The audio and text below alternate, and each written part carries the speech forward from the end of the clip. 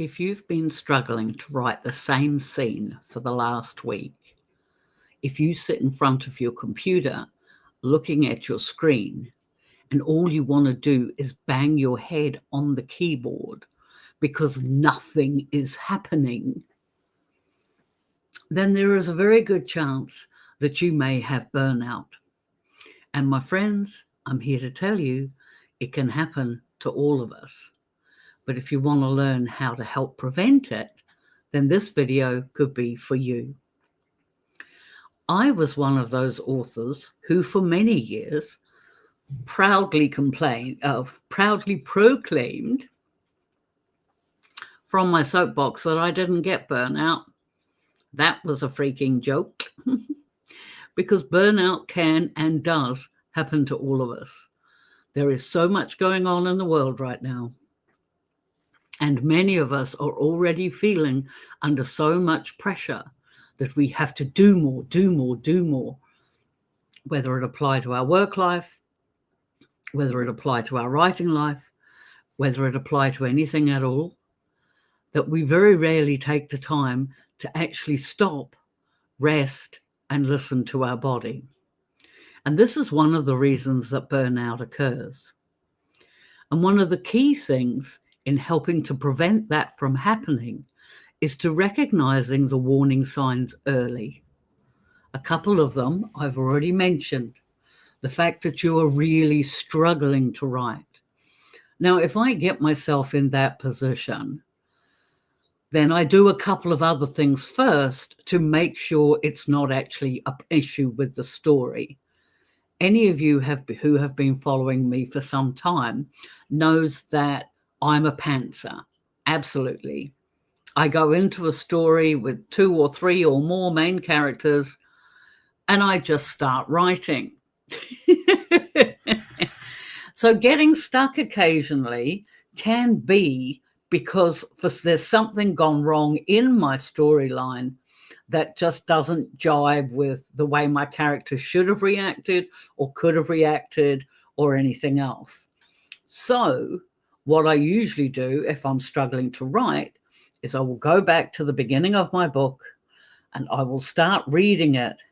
But what I'm looking for is the flow of the story.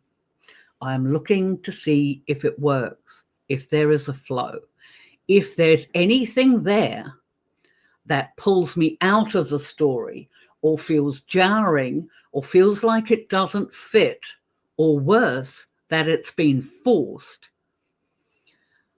Then I take all the text from that point, select it all, and I cut it out and pop it in another document. It might be useful later, we don't know. But I cut it out and then I go back and I say, all right, okay, I've gotten to here. Now, will the words come? Can I keep writing? And in 8 times out of 10, I usually can. It is usually an issue with the story. However, we're all getting older. There is, as I say, a lot of pressure on the outside world, a lot of chaos, a lot of confusion, a lot of worry and stress. And to a creative, that's like hitting them on the head with a hammer. It really doesn't help. So recognizing the signs early, that you're struggling to write, you're struggling to feel motivated, you can't see those scenes in your head anymore, and you're really starting to feel frazzled and angry and frustrated all at the same go, and still the words won't come. If you're seeing any of that, that's the time when you need to get up from your computer desk and you need to walk away. You need to go and do something else. A walk outside is always a good idea, but for some people that's not possible. But maybe you can craft. Go and curl up in your favorite chair and read a book. The important thing is that you do something else. I have spoken in videos before about how I have such a love of bright color. And quite often, if I find my mood really stressed, agitated, edgy, I can't get my shit together, Then I'll go into my garage and I'll pull out a canvas and some paint and I'll just slop paint everywhere. I'll make a painting. I'll make some art. And just that act of doing something different really helps give my brain a rest. And 9 times out of 10 there, once I'm, playing with paint and I'm having a good time, or I might be on my jelly plate or doing something in my art journal, then I'll start seeing a scene and it'll be, oh, all right, okay. Well, I'd better go back and write that down before I forget it. But yeah, sometimes you just need a break away. You need to walk away. You need to go and have lunch with a friend, go and do something else. And that can quite often be enough to help feed your muse and therefore give you more opportunities to write once you have done that other thing. There are times, and I do hear this complaint often, where people say, oh, but I've got to get this ready for the editor on such and such a day. I've got to keep going. It's not finished. It's not finished. I am currently experiencing a little bit of an issue with that as well, because sometime this weekend, as I'm recording this, I have to put up a book up on pre-order to be released at the end of the year as part of a collective I'm doing that I haven't even started writing yet. We're into September. That book's coming out December 29th. So yeah, I'm already feeling a bit of pressure from that, but I'm trying to finish something else. And this other one is causing me problems. I am struggling to write it. And I do think I've gone wrong somewhere, but I'm not sure where.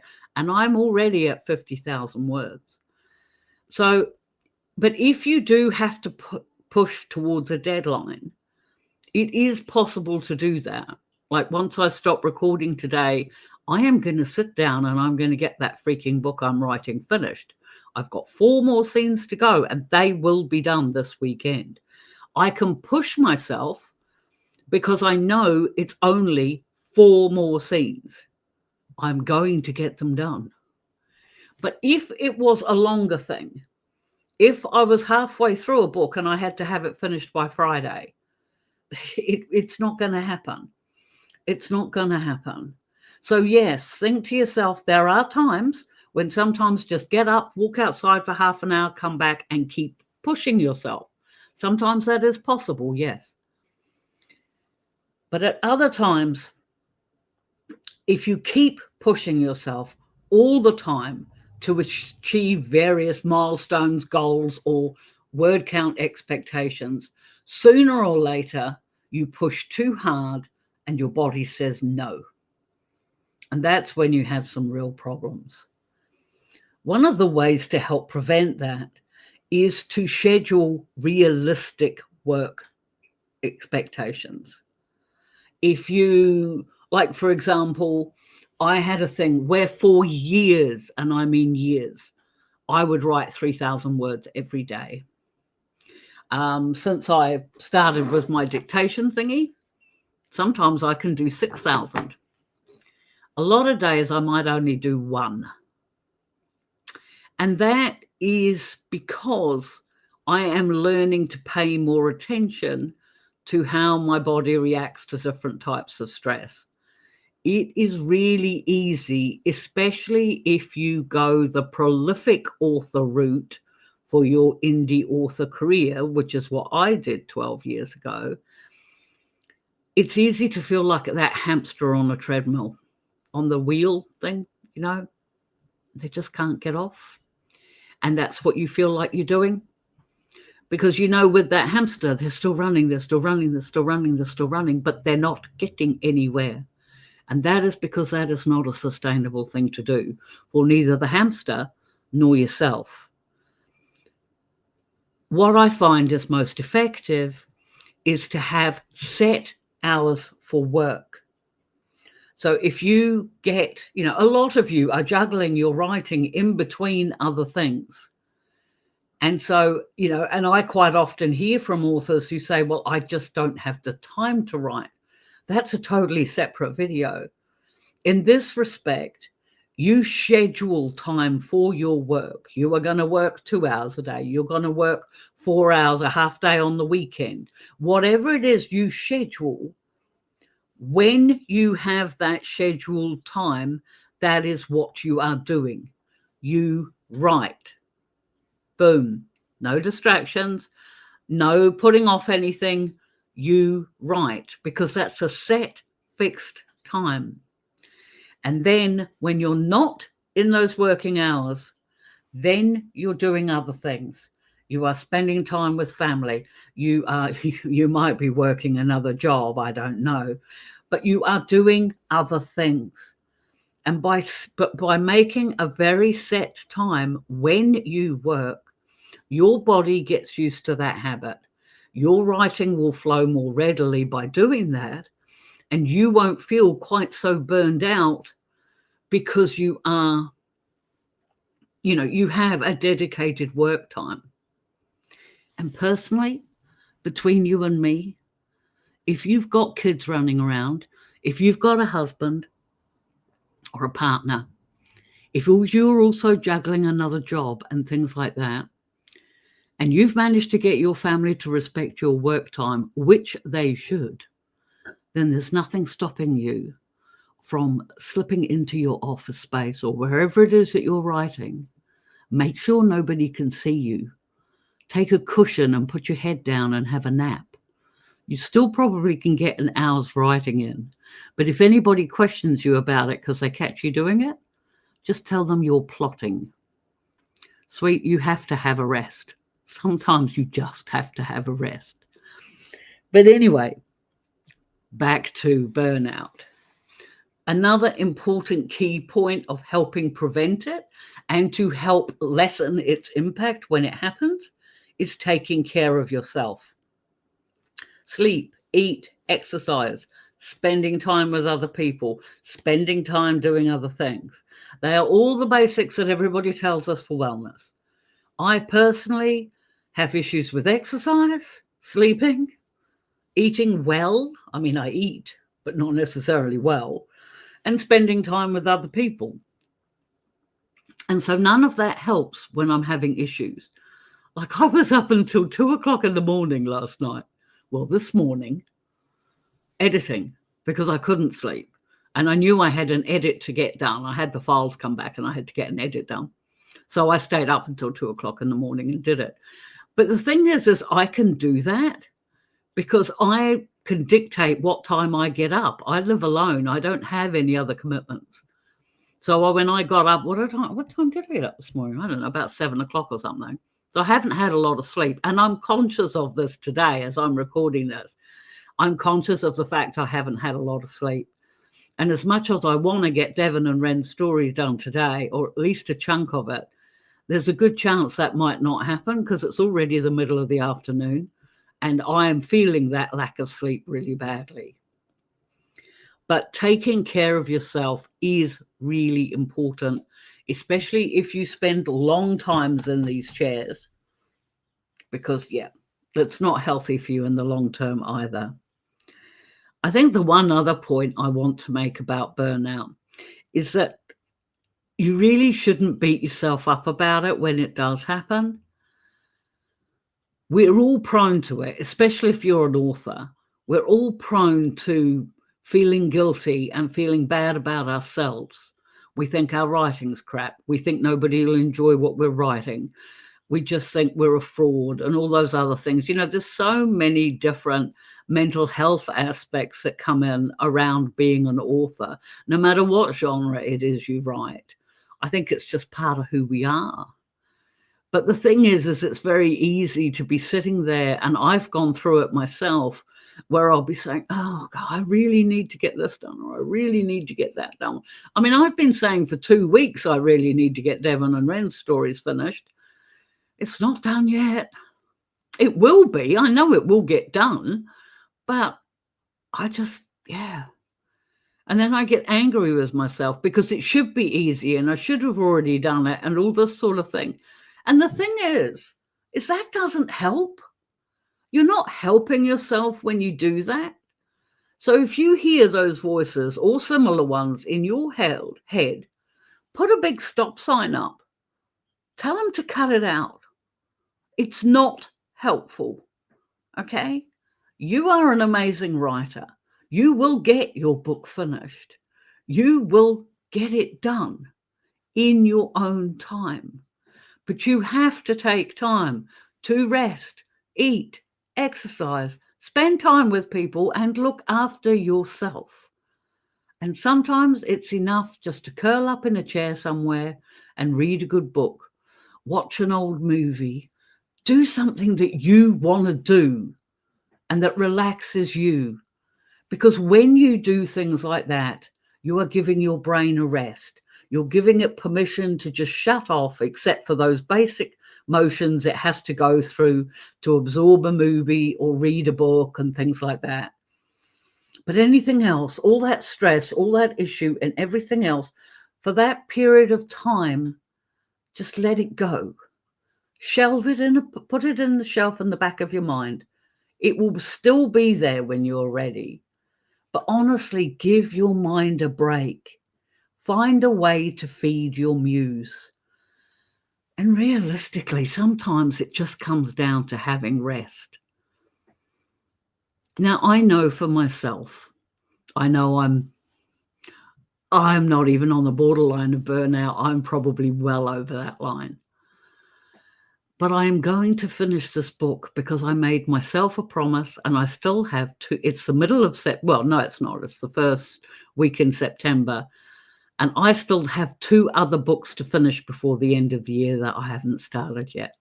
So I'm conscious of that, and it weighs on my head.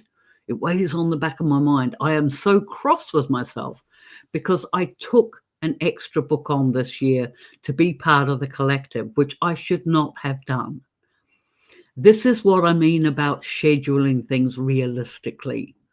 I should not have done that. And I know a lot of the pressure that I'm feeling now in September is because I haven't even started the book I'm going to put out in December. You see what I mean? But the thing is getting at myself because I did that isn't helping.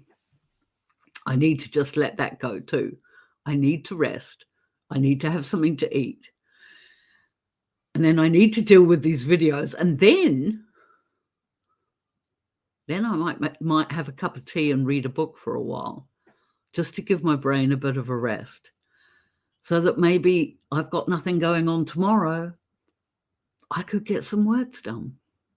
Or maybe I'll go to bed early and I'll take my little dictator machine with me and I'll dictate a couple of scenes tonight while I'm in bed, and then just leave them on here and deal with them tomorrow.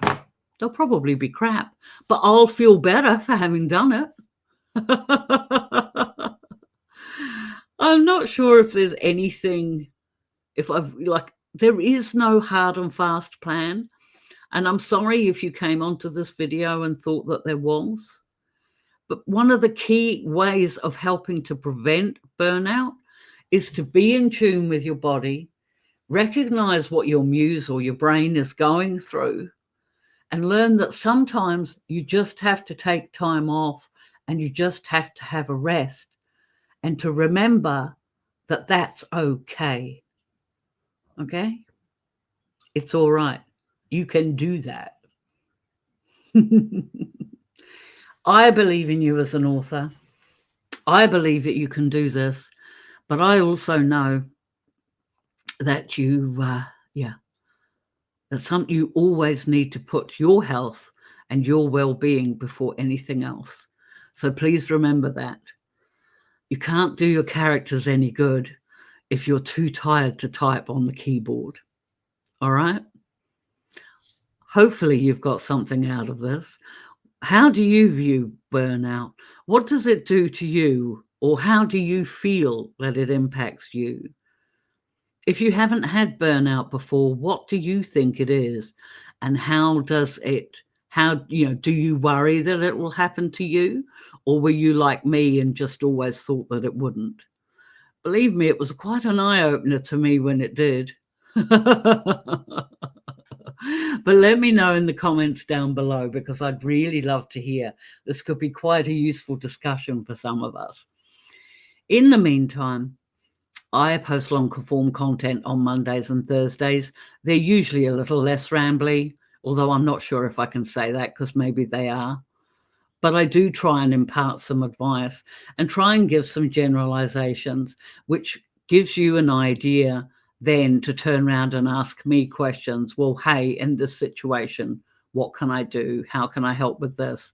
Or I've got this situation and you didn't mention that. You know, I find it's a way of engagement. I put these videos up as a form of trying to help authors and also as a form of engagement to try and build a community here of authors who really want to see their books self-published. So, yep, I'll leave it there. Please hit the like and subscribe button if you like. If you didn't like this video, please let me know in the comments below, because hey, YouTube rewards the YouTube algorithm rewards engagement, whether it's positive or negative. And yes, I do reply to every comment. In the meantime, keep writing, my friends, and we will catch you in the next one. Bye.